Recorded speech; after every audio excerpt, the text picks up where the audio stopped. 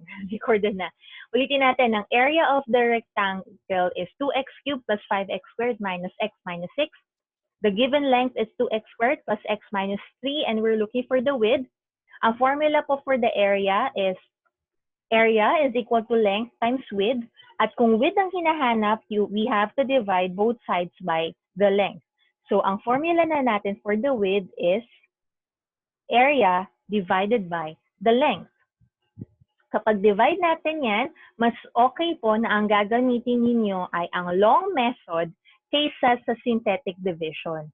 Kasi wala tayong specific number lang na i-multiply or i-divide sa kanila para sa synthetic division. So I rather want you to use the long method. Okay? So ito, i-divide nyo lang siya. Divide the area and the length. While, so number 2, dito, pwede na kayo mag-synthetic division. Division din siya. Tapos, ang hinahanap lang naman dito ay, they already have the revenue of 2x cubed plus 19x squared over here. 2x cubed plus 19x squared plus 45x. May karugtong pa yan. Plus 18. Ayan po. Ayan yung kanilang revenue or kinita. If the price of a t-shirt is x plus 6 over here, how many t-shirts does the shopkeeper sell? So ito, pwede na kayo gumamit ng synthetic division in which our x is equal to negative 6. So doon, kapag mag-divide na kayo using synthetic division, negative 6 po siya. Okay? Okay po? Pareho yan. Last number 2. Parehong divide. Number 1, long division. Number 2, synthetic division. May tanong? May tanong ba? May tanong ba kayo? Pag wala, pakisabi dyan sa chat. Wala po, ma'am. Intayin ko. Wala po. Ayan, si Jency. Wala din daw, sabi ni Cristel. Okay. Next. I-clear ko na to, ha? Basta wag niyo pong kakalimutan. Number 1, long division. Number 2, synthetic division. Clear? And this is last number 3, hindi po last number 4. And this is the last. The length of base is 1 meter more than the width and the height and its height. Okay. Ito po kasi, meron tayo tinatawag na, ito po, ang gamit kasi nilang technique dito ay yung, technique ni Polya. Si Polya po, si George Polya ang isa sa mga nakadiskubre kung paano mas madali or mas maiintindihan ang pagsosolve ng isang word problem. So you have here the understand the problem, what are the given facts. Magkakasama na siya. You have to plan your approach. Ano bang klase yung gagawin mo? Ikaw ba ay magdi-divide? Ikaw ba ay magmumultiply? Anong kailangan mong gawin? And then you have to solve the problem and interpret the result. Anong klaseng result yung makukuha mo? Yung makukuha mo ba ay tama ba yung result? Na-check mo ba siya? And all. Ngayon, ito isang example niya. Pero ako, hindi ko na kailangan to. Kapag magsusolve kayo, hindi nyo na kailangan ilagay yung understand the problem, plan your approach, solve the problem, and the interpretation. Hindi na kailangan. Mag-solve na lang kayo, okay lang yung sa akin. Sabi dito, the problem is the volume of a rectangular block is 88 cubic inches. The width of the block is twice the height, and the length is 9 inches more than the height. Find the dimensions of the block. First, you have to understand what is asked. Ano bang hinihingi? Ano bang kailangan i-satisfy? Sabi dyan, let x represent the height of the block. Then 2x represent the width. Kasi sabi dyan, twice the height. Kaya po siya 2x.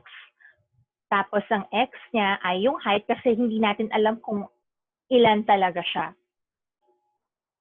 And ang length niya is 9 inches more than. So, ina-add natin. Once na may nabasa kayong more than, increased by, total of, yan po ay mga addition. Kaya ang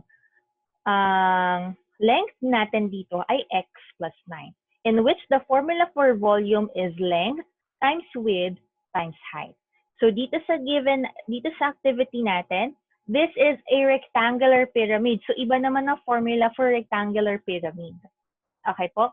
You can just search kung ano yung formula for rectangular pyramid. Kasi sa rectangular pyramid, kukunin niyo yung area ng rectangle or yung base. Tapos, may kasunod pa kayong gagawin doon. Okay? So, kailangan niyo na lang i-research kung ano yung formula for the rectangular pyramid. For this one, whose volume is 28 cubic meters, if the length of the base is 1 meter more than the width, o meron na tayong given. Annotate tayo. Ayan. So, ang given natin is the volume, which is equal to 28 cubic meters. Mali. Ayan, cubic meters. Next, the length of the base is 1 meter more than the width. And its height is 4 meters more than the width. So, ano yung x natin? Ano yung walang given? Technically, ang walang given dyan ay yung width. Yun yung x natin. Our length, ang sabi ay 1 meter more than the width. So, our length is equal to x plus 1. And its height is 4 meters more than the width. So, your height here is x plus 4.